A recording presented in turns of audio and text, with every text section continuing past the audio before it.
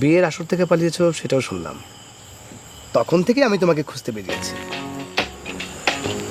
কেন আপনি আমাকে খুঁজবেন কেন? ইচ্ছে হলো। আমি সৌদি আরব থেকে তোমার খবর পেতাম, না মানে তোমার খবর রাখতাম। মানে মানে কিভাবে যে বলবো, আমি তোমাকে, কিন্তু তুমি এত রাতে এই বাগানে বাজারে এত গয়নাগাটি সহ, আমার বদলে যদি কোনো খারাপ লোক হতো তাহলে তো মারাত্মক দুর্ঘটনা ঘটে যেত। আসলে আমিও ঠিক বুঝতে পারিনি আমি কিভাবে যে এত দূর চলে আসলাম। চলো আমি তোমাকে বাড়ি পর্যন্ত এগিয়ে দিয়ে আসি। হ্যাঁ চলুন, আমারও কেমন জানি ভয় ভয় লাগছে। আমি থাকতে ভয় কিছু নেই, চলো। আসেন আসেন, আপনার জন্য মরিচ বাতি জ্বালায় বসে আছি। আপনি বিয়ের আসর থেকে পালানোর হ্যাট্রিক করে যে আমার মুখ উজ্জ্বল করছেন, তার জন্য আমি খুবই উল্লসিত। দাঁড়ায় আছেন কেন? আসেন। কে হলো? আসেন। কিরে মা, এত রাত পর্যন্ত তুই কোথায় ছিলি? ফিজল কামাল তোরে কত খোঁজাখুঁজি করে আসলো।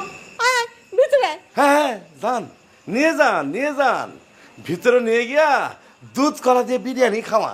আরে গাধার বাচ্চা, এত এত গয়না পয়না এত রাত পর্যন্ত বাইরে ঘুরে বেড়ালি, হ্যাঁ? তোর কলজা কি একটু কাঁপলো না?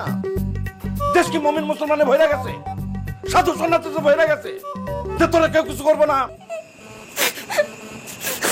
আবার কান্দেন কেন? লজ্জা করে না? ও আল্লাহ, আমি কারে কি কই? আরে লজ্জা থাকলে কি বিয়ের আসর থেকে তিনবার উঠা পালাই? এবার আপনি একটু থামেন তো, এমনি দেখতেছেন মেয়েটা কাঁদতেছে। আরে তা তো কান্দেই, স্বার্থপরের বাচ্চা, কান্দা নিজেরা হালকা করতেছে, কিন্তু আমার চোখে তো পানি নাই, আমি নিজেরা হালকা করুম কেমনে? এই গাধার বাচ্চা, দাঁড়ায় আসোস কেন?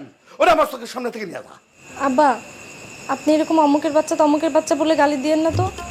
এই গালি আপনার উপর যে পড়ে। মানে আমরা তো আপনার বাচ্চা, এখন আপনি যদি বলেন যে চুপ বেদবের বাচ্চা।